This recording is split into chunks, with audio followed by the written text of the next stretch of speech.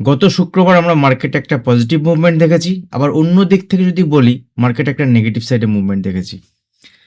যদি আপনি দেখেন ব্যাংক নিফটি প্রায় 400-500 পয়েন্ট পজিটিভে ক্লোজ দিয়েছে, নিফটি কিন্তু ওরকম নয়। নিফটি একটা রিভার্সাল টাইপের ক্যান্ডেল দিয়েছে, বা নিফটিতে একটা ডোজি টাইপের ক্যান্ডেল ফর্ম হয়েছে ডেইলি চার্টে।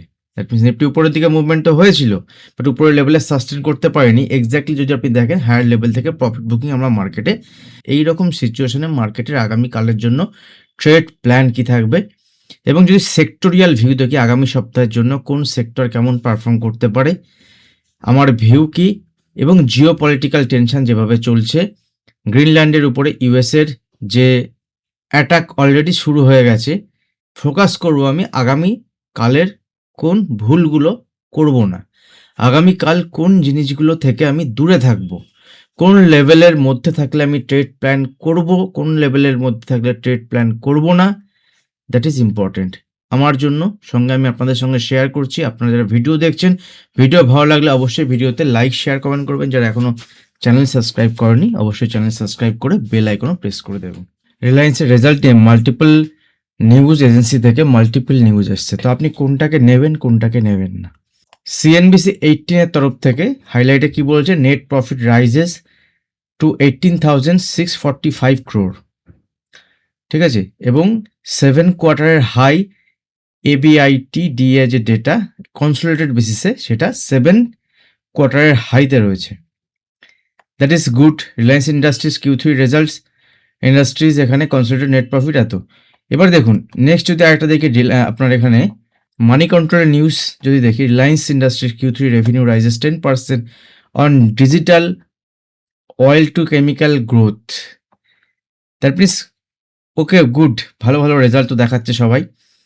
দেন যদি আমরা এখান থেকে দেখি রিলায়েন্সের ইটি নাওতে কি বলছে, ET now Reliance Industries Q3 results profit rises marginally, খুব বেশি প্রফিট রাইজেস করেনি, 18,645 crore, রেভিনিউ আপ 11%।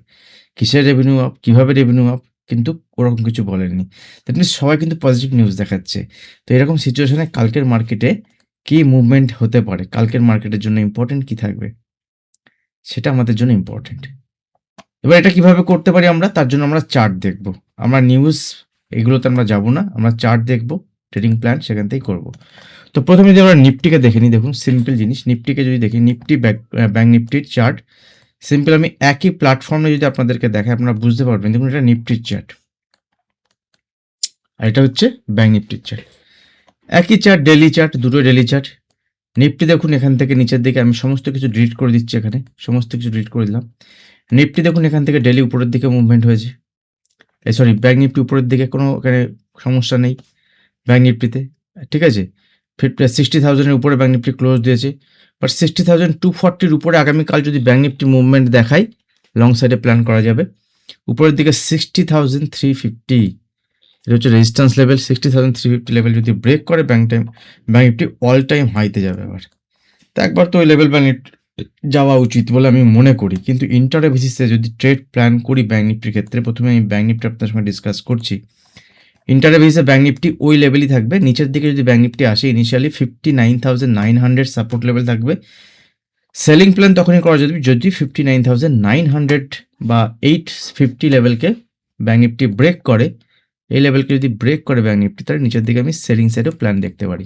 কালকের জন্য নিফটি ইম্পর্টেন্ট ট্রেডিং লেভেল কি থাকবে, কালকের জন্য ট্রেড প্ল্যান আমি কিভাবে করব, দেখুন নিফটিতে যদি ক্লোজিং দেখি তাহলে প্রিভিয়াস ডে হাইয়ের উপরে, প্রিভিয়াস ডে ক্লোজিংয়ের উপরে ক্লোজ দিয়েছে, নেগেটিভ নয়, বাট উপরের লেভেলে যেভাবে প্রফিট বুকিং হয়েছে নিফটিতে, এখানেও যদি আমরা দেখি ডেলি বেসিসে হায়ার হাই ফরমেশন নিফটিতে, লোয়ার লো ফরমেশন তো নয়, higher high formation, this good.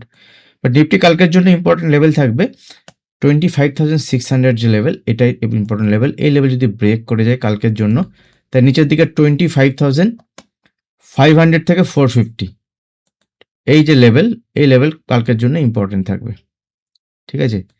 এবং যদি দেখেন যে কোনো কারণে রিলায়েন্সের এখান থেকে যে যদি কোনো বাজে এফেক্ট মার্কেটে আসে, তাহলে তার ফলে নিফটির নেক্সট লেভেল আসবে সেটা হচ্ছে 25,300 থেকে 250 লেভেল পর্যন্ত মার্কেট দেখাবে। উপরের দিকে যদি মার্কেট ট্রেড প্ল্যান করতে হয় কালকের জন্য, আমি সিম্পল উপরের দিকে তখনই ট্রেড প্ল্যান করব যদি নিফটি 25,000 850 থেকে 900 এই লেভেলের উপরে যদি ট্রেড করতে স্টার্ট করে, এর মাঝখানে থাকলে আমি ট্রেড প্ল্যান করব না বড়। কারণ কালকে এক্সপেক্ট করছি একটা ভালো মুভমেন্ট মার্কেটে আসতে পারে এবং সেই মুভমেন্টকে লিড করবে রিলায়েন্স, ঠিক আছে? এই লেভেলগুলোকে আপনি ফলো করুন কালকের জন্য। আচ্ছা, রিলায়েন্সের জন্য ইম্পর্টেন্ট লেভেল কি থাকবে? দেখুন, রিলায়েন্স যদি আমরা দেখি, এখান থেকে রিলায়েন্স একটা ইম্পর্টেন্ট লেভেলের কাছে দাঁড়িয়ে আছে। এটা সাপোর্ট লেভেলের কাছে রিলায়েন্স দাঁড়িয়ে আছে। তো রিলায়েন্সের জন্য কোথায় রিলায়েন্সের এখানে ট্রেড প্ল্যান কিভাবে করা যেতে পারে? যদি এই রেজাল্টকে ঠিকঠাকভাবে নিয়ে নেয়, তো রিলায়েন্স যদি এখান থেকে পজিটিভ সাইডে মুভমেন্ট হয়, দেখুন এসব সব বড় প্লেয়ারের খেলা, ঠিক আছে? রেজাল্ট খারাপ ভালো সব বড় প্লেয়ারের গেম ইন্টারডে যখন আপনি দেখবেন, তো উপরের দিকে রিলায়েন্সকে আপনি ফলো করতে থাকুন। যদি এখানে রিলায়েন্স দেখেন যে 1470 1465 ওপরে ট্রেড করছে, সেক্ষেত্রে এখান থেকে ছোট স্টপ লসের বেসিসে লং সাইডে প্ল্যান করা যেতে পারে। আমি এখান থেকে ট্রেড প্ল্যান ইন্টারডে বেসিসেই করব এবং ইন্টারডে যেভাবে সেট আপ দেখাবে আমি সেভাবে এখানে প্ল্যান করব। যারা আমার সঙ্গে প্রাইভেট গ্রুপে যুক্ত হতে চান, ভিডিও নিচে ডেসক্রিপশন বক্সে লিঙ্ক দেওয়া থাকবে। এলআইস ব্লুর অ্যাকাউন্ট ওপেন করে সম্পূর্ণ ফ্রি আপনারা জয়েন হতে পারেন। এছাড়াও যদি প্রিমিয়াম দিয়ে একটা প্রিমিয়াম পে করেও যদি আপনারা জয়েন করতে চান, আপনারা জয়েন করতে পারেন। সেক্ষেত্রে আপনারা হোয়াটসঅ্যাপে যোগাযোগ করতে পারেন। ব্যাঙ্ক নিফটি লেভেল ফলো করুন। রিলায়েন্স মার্কেটের ডাইরেকশন হতে পারে। জিওপলিটিক্যাল টেনশন চলছে, যেটা গ্রিনল্যান্ড আমেরিকার মধ্যে যে টেনশন, এর মধ্যে কিন্তু চায়না রাশিয়া যুক্ত আছে। কারণ চায়না রাশিয়ার এফেক্ট এখানে আছে বলেই আমেরিকা এত তাড়াতাড়ি এত দ্রুত গ্রিনল্যান্ডকে নেওয়ার চেষ্টা করছে। তো ফলো করুন লেভেল। কি করবেন না, যে লেভেলের মধ্যে থাকলে বাজার যদি রেঞ্জের মধ্যে থেকে যায় ট্রেড প্ল্যান করবেন না। ইন্টারডে বিভিন্ন স্টক আসবে। আইটি সেক্টর যদি এখান থেকে ভালো পারফর্ম করেছে, লাস্ট দিন আইটি সেক্টরে খুব ভালো মুভমেন্ট হয়েছে। আইটি সেক্টর যদি এখান থেকে আরও 1-2% মুভমেন্ট দেয়, উপরের দিকে আশ্চর্য হওয়ার কিছু নেই। এবং আইটি সেক্টর একটা ব্রেকআউট লেভেলের কাছে আছে, সেখান থেকে যদি ব্রেকআউট হয় তো মুভমেন্ট দেখাতে পারে। ডিপেন্ডস করবে সব কিছু ইন্টারডে মার্কেটের উপরে। ইন্টারডে ট্রেড প্ল্যান করুন এবং এখান থেকে ছোটো ছোটো প্রফিট গেইন করে মার্কেটে টিকে থাকুন। দেখা হবে নেক্সট ভিডিওতে। ধন্যবাদ। তো তোমরা সবাই ভালো থাকবেন, সুস্থ থাকবেন। আর যারা এখনো চ্যানেল সাবস্ক্রাইব করেনি, চ্যানেল সাবস্ক্রাইব করে বেল আইকন প্রেস করবেন।